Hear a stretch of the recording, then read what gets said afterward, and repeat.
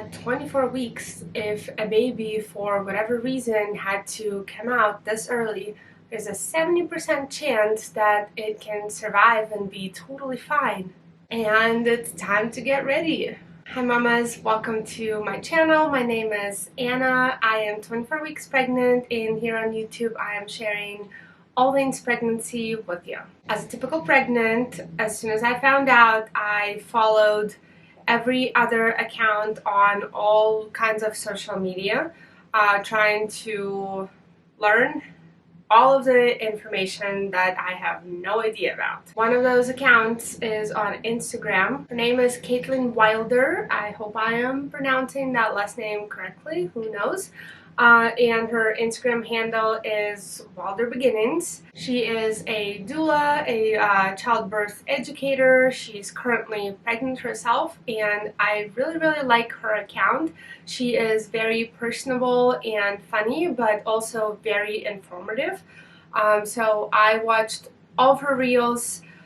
She talks about all things pregnancy related and kind of explains that in a language that I understand. So I really appreciate her channel and all she does.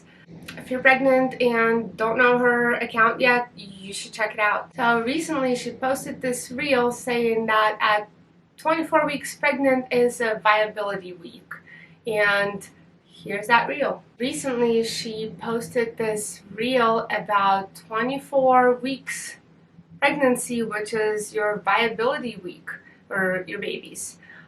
Let's watch it together. Did you know that 24 weeks is actually a major milestone in pregnancy? Yes, that is what is known as viability week, which basically means that if you make it until week 24 and you go into preterm labor and there's the right treatment and care for your baby has at least a 70% chance of survival. Obviously, every situation is different with every baby in every situation, but it can be a really reassuring milestone for a lot of expecting people to cross, knowing that if something were to happen, there's a really good chance everything could be okay. So if you made it to week 24, congrats! It's your viability week. This reel made me realize that I actually need to kick it in the gear and start getting ready for my baby that could technically arrive any day now. And I'm like not ready, not even a little bit. Now I'm not panicking. I'm not gonna go and set up a stroller in the middle of my living room just yet. But I figured that was a good kick in the butt to actually start getting ready and put some lists together on what needs to be done and start working on that. So here's my list of things that I'm gonna need to really start thinking about, and I hope that's helpful for you. First is actually creating my birth plan.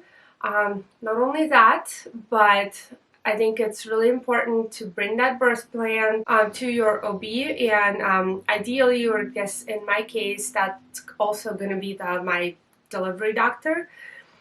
So I want to get that ready by the next visit, which is in a few weeks, and discuss every single point on my birth plan with her, see what she has to say about it, and then finalize that with her. This way I'll feel good about it, and I will feel like she also knows my expectations, and that's not going to be a surprise for her in the middle of my birth experience. Second, that is the thing that my OB actually told me, and I would never even think about it while being pregnant, but looking for a pediatrician is apparently a very serious and important thing that you need to be doing in the middle of your pregnancy before your baby arrives, to make sure you find an office that you are happy with, that align with your parenting style and beliefs and your views on some important things. For example, vaccination is a really huge one. And also make sure that that doctor is taking new patients. I started by going on the local Facebook moms groups for my area and just searching in posts pediatrician, and I have a list of names that I want to start calling and asking if they're taking new patients, if there's like an office visit or some kind of like a meet and greet situation, or however they go about that. Next is organizing my baby registry. So far, I've been kind of procrastinating on that. I've created a baby registry on Amazon, but I've just been throwing and saving things on there as I just come across them that I think would be cute or useful, or I see a good review on them, but they're not organized. So I probably have like 4 cribs and 3 strollers on them, and like the ridiculous amount of like baby onesies that I probably don't need. So I want to make sure I go in there and organize and clean it up. I also found this website. It's called Mommy Labor Nurse, and they have a lot of free resources and checklists that you can get access to if you submit your email. One of them was a baby registry checklist, and it's a 150-page document. I did not read all of it, however, I scanned through it. A lot of it is just explanations on, let's say, different types of strollers and how you would go about picking a stroller and what things that are important and things that are like nice to haves and stuff like that. So you don't need to actually be like read through the whole 150 pages, but definitely scroll through it. It's very useful, and there's definitely a few things that I would not have thought about without that document. Obviously, important things I probably would have figured out, but things like the shades for car windows and stuff like that, I didn't even think about that, but I saw it and I was like, oh, I definitely need those because where we live gets really hot, gets really sunny.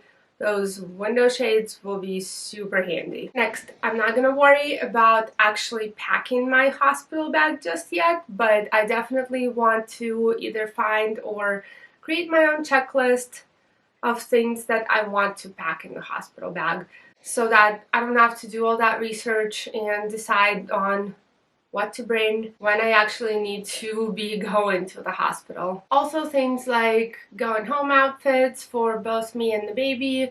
Definitely not a necessary item, but I want to spend some time, look up some cute ideas, and find something that is cute and comfy that I will like to go home in. Next is planning for postpartum care. That is very important, that I feel like I see a lot of people sharing that this is the topic that gets a very little amount of attention from doctors, while it's so important and major. So while I don't think I'm going to be necessarily buying a lot of things, because a lot of those things should be or might be provided by the hospital, I definitely want to create a checklist or possibly even a separate registry or wish list on Amazon, so that when it comes closer to the delivery, I can just go on it and purchase things that I need. I really thought I'd put them on my baby registry, all those items at first, and get the discount on them, but then when I thought about it, baby registry, it's for the baby, it's for the cute things. It's the registry that's going to be shared with our friends and family, and I don't know that I want to share with them what kind of postpartum panties and pads and peri bottles and whatnot I am gonna need or want after birth. So I'm just gonna keep it separate and pay full price. It's fine. Next thing is I want to research and read up on different methods of childbirth. Not necessarily to decide on a certain one that I'm gonna be following, but just to learn different techniques and different, ways of seeing childbirth experience, and see what I can use out of that. For example, I really want to read about the Lemay's method, which focuses on ways to cope with pain. Another one is the Bradley method, which is about trusting your body and trusting that your body knows what it's doing.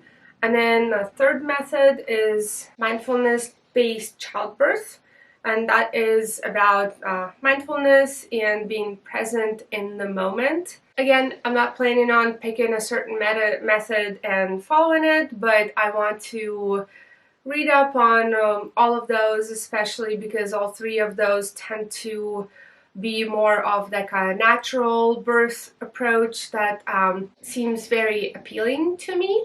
And hopefully I'll be able to like pick and choose and use different techniques from different methods to help me in my own experience. Next thing I want to start working on is meditating consistently.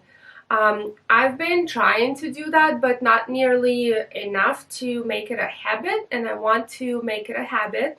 I bought lavender essential oil, and when I do meditate, I try to meditate with that essential oil, so that scent brings me into that space of mindfulness and peace. And I'm really hoping that bringing the lavender oil to the hospital with me and using and smelling it during the whole labor and delivery process will just help me relax and help me to easier get into the peaceful and mindful space, and will also hopefully distract me from that hospital smell that tends to stress me out. Now I really want to come up with a good like stretching and working out routine.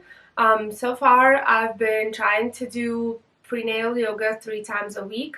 And also walk. That's because I've been kind of lazy this pregnancy, and I really want to get into more of a working out routine to help my body get ready for the childbirth, and that will include a separate stretching routine because that is incredibly important. And I guess the last thing that I'm gonna make sure I do, and I recommend that you all do, is to tell your partners, maybe tell my husband, what the hell I am doing, because I feel like once I start doing all those things without any explanation, that will look like I am 38 weeks pregnant and I'm literally about to have this baby, which is obviously not the goal. And again, 24 weeks pregnant, congratulations. We are more than halfway done. It is a great week where we know that our baby has a huge 70% chance of survival outside of our belly if it came down to it. That's wonderful news, and that is not a reason to panic, but it is a reason to start thinking about getting ready for actually bringing that child into the world. I'm definitely glad that I came across that reel. It definitely helped me get more into the action mode and start getting ready. At the same time, I know I'm not in a rush. I know that there's still so much time for me to get ready, but it feels good to start early, especially because they say that it's very common that in the third trimester you get tired and lose your energy again, so I'd like to get as much done as I can before that happens so that I don't feel the stress and the pressure of that. That is it for today. I hope that was helpful. If you have any other tips on what to do to get ready for the baby, or any checklists for a second trimester that you think are very helpful or important, please share them in the comments, and I will see you next week. Bye.